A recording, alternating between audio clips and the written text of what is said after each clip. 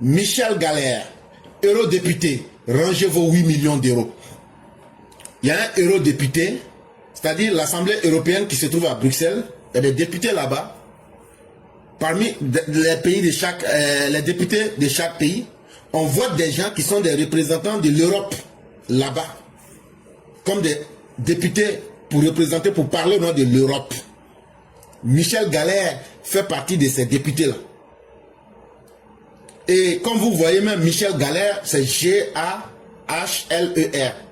Mais si vous enlevez le H, ça peut être Michel la Galère. Et on passe à quelque chose d'autre. On lui dit, la Côte d'Ivoire n'est plus ce pays misérable qui se trouve dans le golfe de Guinée et qui a besoin des aumônes de la France. Ça là, on va vous dire ça directement. 8 millions d'euros là. La Côte d'Ivoire n'est pas à 8 millions d'euros près. Nous sommes à plus de 15 000 milliards de notre propre budget.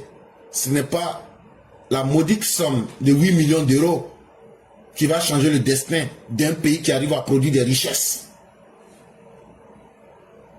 La démocratie ivoirienne là, on n'a pas mis ça sur le marché européen pour dire qu'on vend ça à 8 millions d'euros. Il y a des vérités là. Il faut se les dire simplement et clairement, sans beaucoup tourner. En tout cas, jusqu'au jour d'aujourd'hui là, on n'a pas encore mis la démocratie ivoirienne sur le marché européen pour dire on veut vendre notre démocratie. À plus forte raison, toi tu vas nous dire qu'on n'a qu'à prendre 8 millions d'euros pour que vous puissiez nous dicter vos attitudes coloniales. Tu es membre du Parlement européen. On sait aussi que tu es quelqu'un qui évolue en fonction de ses propres intérêts. Tu es un homme qui change et qui est variable. Et tu parles sans savoir qu'il y a des lois en Côte d'Ivoire. Et ces lois-là, il y a d'abord les lois de la justice. Il y a d'abord, en second, les lois électorales qu'on appelle le code électoral. Les Ivoiriens ne sont pas des sauvages. Nous ne volions pas dans le vide. On a appris aussi à savoir se respecter entre nous en écrivant nos propres contrats sociaux. Ça veut dire, il y a plus de 60 ethnies. Mais comme on n'est pas des sauvages là, on arrive à vivre ensemble. Monsieur Michel Galère. De la même manière que vous, vous aimez votre Europe. Dans vos diversités, vous vous acceptez là. À travers les lois. C'est comme ça aussi que, chez nous en Côte d'Ivoire, on est arrivé à cette époque-là. On n'est plus des hommes sauvages. On a des lois. Et on sait et on est capable de respecter nos propres lois électorales.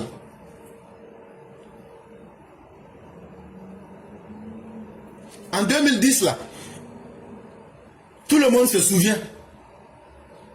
C'est toi qui chantais les vertus des textes taillés sur mesure par le régime de Faure Eyadema au Togo. Tu dis non, non, non, ce qui a été fait là, c'est bien contre la démocratie.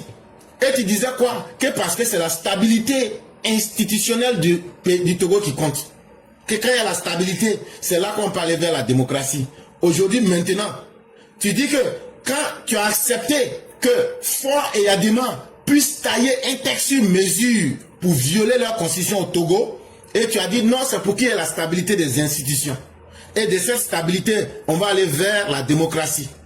Aujourd'hui, la Côte d'Ivoire qui est dans la démocratie, toi tu nous demandes maintenant de violer nos propres textes de loi pour créer l'instabilité institutionnelle. Est-ce que tu te comprends toi-même? Est-ce que tu oublies que 2010 et 2015, là, il n'y a que 15 années, 2025, il n'y a que 15 années. Donc, ça veut dire, tu peux accepter que des textes soient violés au Togo, au nom de la stabilité des institutions. Et qu'en Côte d'Ivoire, aujourd'hui, les institutions dictent des règles électorales. Tu dis non, violer maintenant les règles de ces institutions. Pour faire plaisir à qui? Pour faire plaisir d'abord à vous les colons européens, à vous les manipulés qui voulaient toujours voir en Afrique des hommes qui ne peuvent pas réfléchir d'eux-mêmes.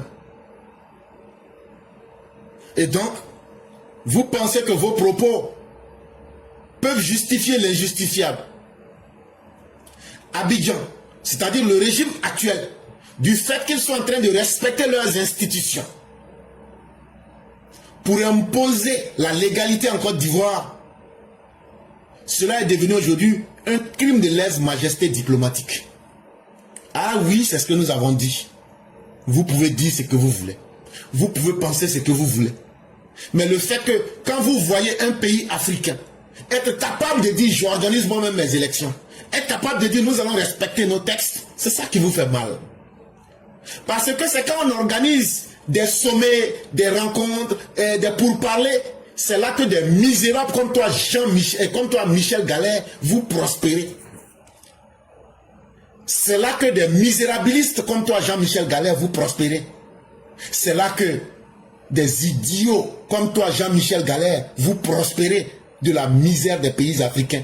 Mais lorsque vous retrouvez un dirigeant africain qui a la tête sur ses épaules et qui dit voilà la direction que je donne à mon pays, ça vous fait mal. Parce que c'est dans les contradictions que vous, des gens comme toi, peuvent vivre. Au point même de dire on accepte l'instabilité, on viole les lois au Togo, mais pourquoi en Côte d'Ivoire vous respectez les lois? C'est simplement ridicule. Tu vis grâce à tes propres contradictions. Et ça là, c'est ton problème. Ça veut dire que tu n'es pas sûr de toi-même. En Côte d'Ivoire, là, nous on a choisi le chemin de la légalité. On acceptera que le monde entier nous blâme d'avoir respecté nos propres textes, plutôt que de dire vous avez violé vos textes, et c'est pourquoi aujourd'hui tout ce qui vous arrive est acceptable. La démocratie a besoin de béquilles. Et les béquilles de la démocratie, c'est d'abord les institutions. Et les institutions sont incarnées par des lois. Si c'est ça qui te dérange là, c'est que ça va te déranger. Gale va pousser sur tout ton corps. Mais nous, on ne va pas changer. Toi, tu vas questionner l'indépendance de la Côte d'Ivoire.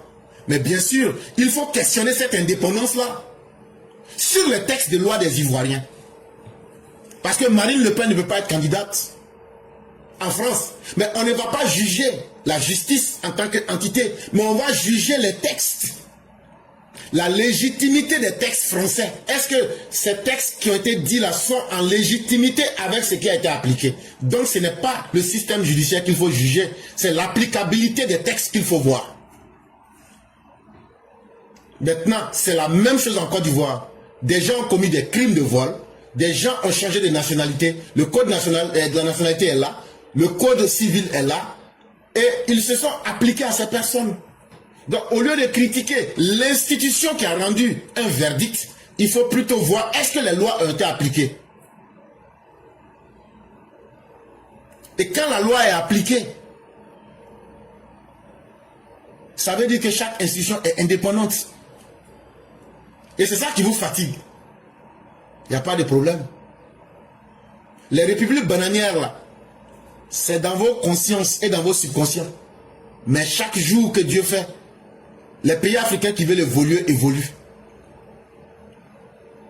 Pourtant, le président Ouattara ne vous a rien demandé. Il était même avec le président français. Il ne vous a rien demandé. Il ne vous a rien demandé. Là où on est aujourd'hui, pour que vous autres, colons français, vous vous intéressez à la Côte d'Ivoire, parce que vous voulez mettre un inutile comme Tidiane Thiam à la tête du pays pour que vous puissiez profiter de lui et profiter des Ivoiriens, ce temps-là est terminé. Ce que tu as envie de dire de la Côte d'Ivoire, là, tu peux le dire, mais tu n'auras pas ce que tu veux. Et tu n'auras pas la notoriété que tu recherches. Parce que la Côte d'Ivoire de Alassane Ouattara, depuis 2011, elle s'est bâtie seule. Elle s'est construite seule. On a construit notre architecture électorale seule et de manière solide. On a fait des dialogues où on a inclus tout le monde. Mais c'est le gouvernement seul qui a toujours respecté les conclusions des dialogues politiques.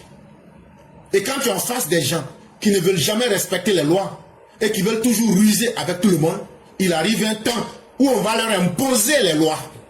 Et personne ne peut fuir les lois. C'est à cette période-là que nous sommes aujourd'hui. Mais, Michael Galère, laisse-moi te dire que la Côte d'Ivoire, nous on assume notre destin. On assume notre destin de manière pleine. On prend en main notre destin électoral. On mobilise nos propres fonds. Là où toi tu dis, pourquoi nous on n'a pas accepté de prendre vos misérables 8 millions d'euros, la Côte d'Ivoire elle-même là a déboursé dans ses propres poches 130 millions d'euros pour organiser ces élections. Ça là, tous les élèves de la classe savent ça ici. Quelqu'un qui peut lui-même mettre sa main dans sa propre poche pour prendre 130 millions d'euros pour organiser ses propres élections. Ce n'est pas un misérable député européen, soit dit-on Michel Galère. Ce n'est pas ta misérable bave qui va nous intéresser.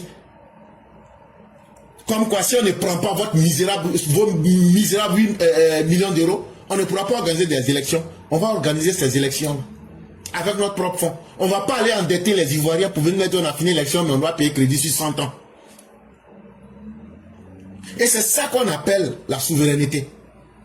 Et cette souveraineté-là, elle est née parce qu'il y a des institutions qui ont appris à être fortes. Et ces institutions-là, on a grandi avec les réalités de notre terrain. On n'a pas eu besoin de faire appel à des experts sous contrôle comme vous autres. On n'a pas eu affaire à des mécènes fatigués de leur propre morale. La France a trop de problèmes aujourd'hui. Il y a combien aujourd'hui? Les gilets jaunes sont en train de crier à la famine. Aujourd'hui, allez voir le taux de chômage en France. Prenez vos misérables 8 millions d'euros pour penser d'abord à résoudre certains problèmes français. Ça sera mieux pour vous. Il faut proposer les 8 millions d'euros à la France. Ils n'ont qu'à accepter. Emmanuel Macron en a besoin. Si c'est que la Côte d'Ivoire a fait aujourd'hui, dire que nous pouvons nous assumer là, si c'est un crime là, alors là, nous sommes les meilleurs prisonniers et nous sommes prêts à aller partout, même en enfer aujourd'hui, pour dire pourquoi vous avez fait des institutions fortes et pourquoi vous avez fait respecter vos lois. Nous sommes très heureux d'assumer toutes les conséquences. La démocratie là, on ne loue pas ça comme de la monnaie, on loue maison. Démocratie là, c'est pas maison, c'est pas chambre salon, c'est pas hôtel, tu vas aller louer. On ne demande pas aussi. La démocratie là, on assume ça de façon libre. Parce que c'est un comportement. De la manière vous les Européens, vous voulez dicter la démocratie là. C'est parce qu'il y a eu des hommes forts et des institutions fortes. C'est ça, c'est la même chose qu'on est en train de faire. Et pour qu'une institution soit forte là, il faut qu'on voit ses conséquences dans les lois. Il faut que ces lois là s'appliquent. Et ça là, on ne peut pas payer. On ne peut pas payer pour ça. Donc là, on va appliquer.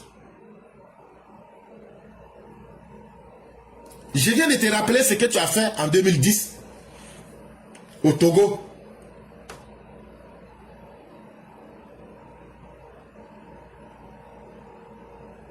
Tu te souviens de ce que vous avez fait? Vous avez soutenu le fait que Eyadema a tordu le cou à la loi. Ah non, c'est pour la stabilité, donc il faut accepter. Mais la stabilité, c'est pour aboutir à quoi? C'est pour aboutir à la paix. Mais est-ce qu'on peut faire une paix s'il n'y a pas de texte de loi? Est-ce qu'on peut faire une paix s'il n'y a pas des institutions? Bon, nous, on a déjà dépassé tout ça. Nous, là, on est en train maintenant de renforcer nos institutions. On n'a pas besoin de vos misérables 8 millions d'euros. Je crois que les Européens même en ont suffisamment besoin. Je crois que les habitants de la terre compromise en ont besoin. J'espère que vous me comprendrez. Il y a des gens à qui une terre avait été promise, mais on voit bientôt que eux, depuis un certain temps, la terre a été compromise. Ils ont passé par Chypre. Ils en ont besoin de ces 8 millions. Aidez-les. Là, comme ça, là, on va savoir que vous êtes fatigué de votre propre morale. Mais toi, on comprend pour toi. Toi, Michael Galère, on comprend pour toi. Ta galère morale, là, tu veux rechercher des causes nobles à géométrie variable. C'est-à-dire que tu adaptes ton sujet en fonction des intérêts du moment. Mais ça, là, c'est parce que tu as une mauvaise lecture de la Côte d'Ivoire. La Côte d'Ivoire n'est pas ce petit pays-là qui est dirigé par un bouvier. C'est ça qui te trompe. Et tu penses qu'en parlant, les autorités ivoiriennes vont te prêter attention et te dire non, viens, on va... Non, non, non, non. Avant toi, il y a des pires qui en ont fait. Mais on ne s'est même pas occupé d'eux. Ils ont dit tout et n'importe quoi. Alassane Ouattara est bon. Alassane Ouattara n'est pas bon, il est comme si. Mais ça allait où? Alassane Ouattara est resté lui-même. Et il a continué son chemin. Et donc, les propos que tu as tenus au Parlement européen, si les Européens se respectent eux-mêmes, c'est une honte pour toute l'Europe. Toi, tu vas t'arrêter là-bas pour dire que tu veux que vous preniez des décisions contre la Côte d'Ivoire. Parce que la Côte d'Ivoire a fait respecter ses propres lois électorales. Quand tu parles, est-ce que tu t'entends? Tu as une honte pour l'Europe, Michael Galère. Tu as une honte pour les intellectuels du 21e siècle. Tu as une honte même pour l'humanité. Alors que c'est toi qui disais, ah non, et qu'on comprenait le régime de Adema au Togo, s'ils ont violé les textes là, c'est parce qu'il faut de la stabilité dans le pays. Maintenant, est-ce qu'il y a l'instabilité en Côte d'Ivoire en 2025 là? Il n'y a pas d'instabilité. Donc là où il n'y a pas d'instabilité là, qu'est-ce qu'on fait? On renforce la stabilité des institutions. Comment on fait pour savoir que les institutions sont fortes et elles travaillent? C'est quand elles appliquent des lois et ces lois sont respectées. C'est comme un policier qui est dans l'exercice de ses fonctions, mais il voit que lui-même là, les ordres qu'il donne ne sont pas appliqués. Et donc, on ne mesure la capacité, la stabilité d'une institution qu'en fonction des lois et quand on applique ces lois-là, les avantages que cela confère à ce pays. Et nous, on est très heureux de la direction que le pays a pris. Quand tu es allé à Lomé pour justifier l'injustifiable, pour justifier ce qui est honteux, tu accuses aujourd'hui Abidjan d'utiliser la voie de la légalité sur des textes clairs que tout le monde peut voir. Le texte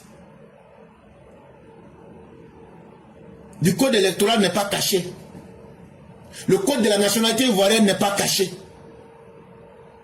La justice ivoirienne rend des verdicts qui ne sont pas cachés.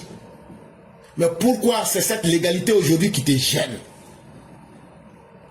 C'est toi qui t'insurges. Pourquoi on a appliqué des lois en Côte d'Ivoire?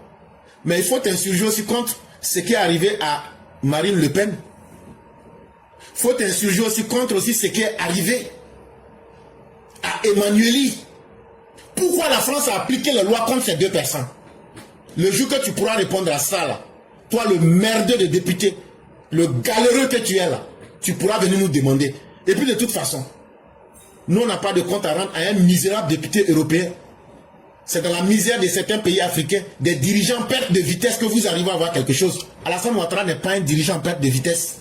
Alassane Ouattara n'est pas un dirigeant à moitié. Alassane Ouattara est un dirigeant plein qui s'assume. Donc là, on n'a pas de compte à vous rendre. Ça là, il faut que vous intégriez ça dans vos cerveaux. Donc chez vous là, le droit là, ça s'applique en fonction du destinataire. Quand ça vous arrange, on applique le droit. Quand ça ne vous arrange pas, ou bien parce que nous on est africains noirs, nous on n'a pas droit à appliquer le droit. Nous on n'a pas le droit d'avoir la justice. Nous on doit être des éternels incapables à ne pas pouvoir décider de notre destin à travers les lois qu'on se donne. Monsieur le galéreux, vous êtes vraiment une galère morale. Mais ton indignation n'est pas une indignation morale. Ça n'a aucune éthique. C'est une indignation géopolitique. Alassane Ouattara est un dirigeant aujourd'hui qui dépasse vos entendements. Et des mercenaires comme toi, qui pensaient qu'aller s'arrêter devant le Parlement européen, ça allait suffire là. Vous allez comprendre que tout récemment là, si tu ne maîtrises pas l'histoire même de la France, les parlementaires européens ont fait sortir une note pour dire c'est des gens comme toi, Michael Galère là, à cause de vos propos et de vos décisions sordides, loufoques là, que la France est en perte de vitesse à travers le monde. Et surtout en Afrique. Et c'est ce qui vous a fait perdre le Burkina, le Mali et autres. Parce que des députés misérables comme toi s'asseyent.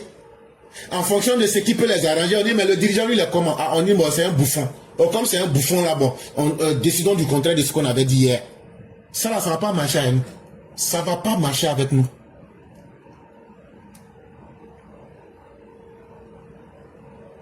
Le devoir avant le droit, c'est que tu as oublié vraiment la leçon.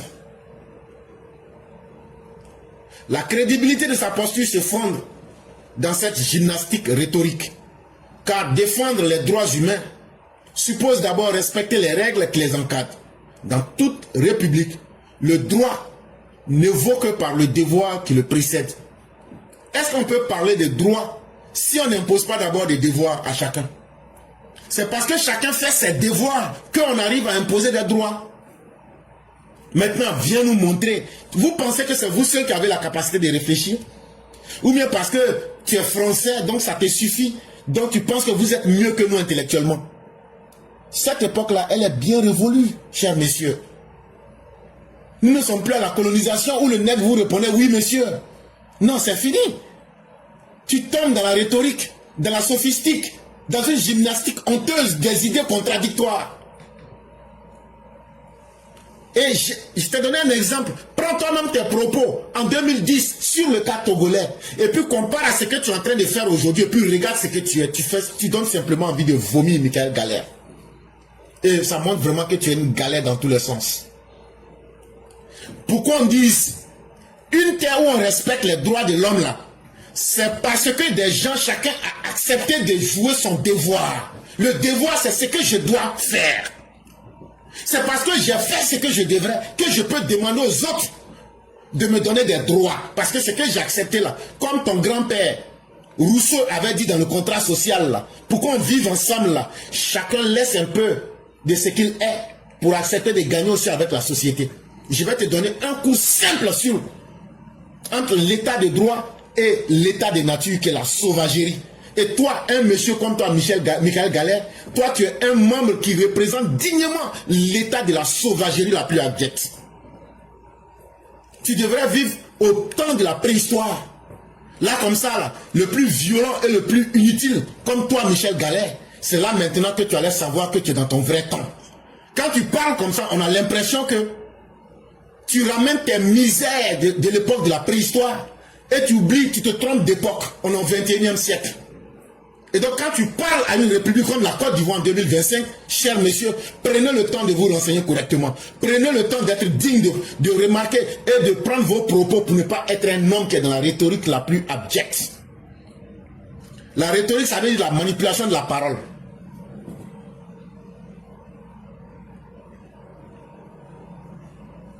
Et toi, tu nous demandes aujourd'hui, on n'a qu'à trahir nos devoirs pour faire respecter le droit à des gens qui violent les principes de notre société. Et on va faire plaisir à qui? Tu n'as même pas le courage de le dire. Parce que tu as parlé, mais tu n'as pas eu le courage d'aller jusqu'au bout. Ceux qui t'ont payé là, toi, le député corrompu, à la petite semelle, Michael Galère, ceux qui t'ont payé là, pour aller te déculoter, pour faire des propos de ce genre-là, il fallait avoir le courage pour aller jusqu'au bout, pour dire, voilà tel qui m'ont payé de venir pour jaser devant vous. Et ça se dit député, mais tu ne maîtrises même pas la géostratégie internationale. Tu ne connais même pas l'histoire récente de la France. Une France qui est en train de perdre toute son influence mondiale. Au lieu de se poser ces vraies questions, vous pensez, vous êtes allé attaquer l'Iran. Qu'est-ce que vous avez gagné dedans? Des racistes comme vous. Vous vous êtes blagués. Vous êtes allé attaquer l'Iran. Quand on gagne une guerre, là, on occupe le territoire. Vous avez pu changer le régime iranien. Et ce que vous dites dans les médias, c'est faux. Tout ce que vous dites là, tout est faux. C'est un exemple que je vous donne.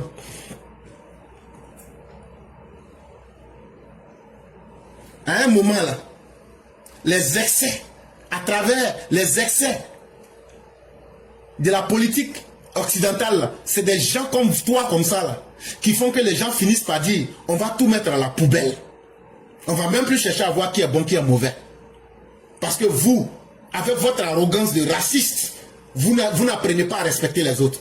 Mais on va vous imposer le respect. Surtout un galéreux comme toi. On sait que vous êtes des néocolonialistes. On sait que vous êtes des racistes. On sait que vous êtes des gens qui n'aiment pas le noir. Et donc vous n'acceptez pas que le noir puisse avoir la capacité de discerner. Que le noir puisse à travers se donner des lois et être rigoureux dans sa propre société. Pour vous, le noir ne doit pas être capable d'avoir une posture critique qui exige la nuance, la rigueur, le discernement. Mais sachez que le noir, là, c'est seulement une couleur de peau. Mais dans la tête, là, les têtes ont évolué. Et le monde lui-même a évolué. Donc, il faut savoir faire une grande différence entre la forme et l'usage, entre l'instrumentalisation et l'institution. Et en Côte d'Ivoire, chez nous, là, vous n'allez pas ouvrir vos bouches à milieu pour créer l'instabilité chez nous. Nous avons des dirigeants très respectés et respectueux. Et ça, là, que vous le voulez ou pas, un jour, il va falloir bien commencer quelque part pour construire notre société. Mais chez toi, Michel le galère de galéreux. La critique, c'est l'exercice le plus facile. Et que vous pouvez exporter. Mais vous n'êtes pas chez nous en Côte d'Ivoire pour savoir comment nous vivons. Vous n'aviez pas, lorsque nous avions besoin de vos expertises, quand nous étions en train de nous faire canarder, c'est votre armée française qui a dit qu'elle n'avait pas les moyens de protéger la Côte d'Ivoire. En décembre 2004. Et donc si tu es à la recherche d'un boulot, parce que Tidiam Thiam ou même les opposants ivoiriens t'ont promis un boulot, mon frère, tu n'auras pas ton boulot. Je sais que la galère européenne est dure. Ton titre de député là, ça ne paye pas bien, on le sait. Et donc, tu veux transformer ta galère en te préparant un avenir doré en Côte d'Ivoire. En tout cas, ce n'est pas en 2025 là que tu auras ça. Si tu recherches un emploi en Afrique, dans les pays africains là, en tout cas, il faut aller dans les pays où la souveraineté se négocie au marché noir. Les pays comme le Mali, le Burkina, ou bien le Togo là, voilà, tu peux aller là-bas. Parce que eux-mêmes là, c'est des dirigeants qui évoluent en fonction de la vitesse, de la direction du vent. Mais le destin de la Côte d'Ivoire, avec les dirigeants qu'on a aujourd'hui, tu t'es trompé d'adresse.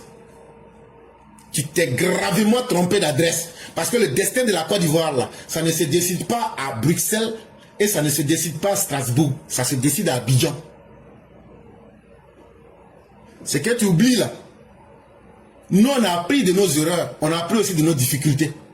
Ceux pour qui vous êtes en train de lutter là, c'est eux qui ont créé les conditions pour nous mettre dans une sale situation de guerre et de beaucoup de situations. Tidiam Thiam, pour qui vous êtes en train de faire ce combat là, lui-même là, demandez-lui qu'est-ce qu'il a apporté aux Ivoiriens. C'est ça aussi qui compte. Avant d'exiger des droits, il faut montrer aux Ivoiriens quels sont les devoirs que tu as accepté d'assumer.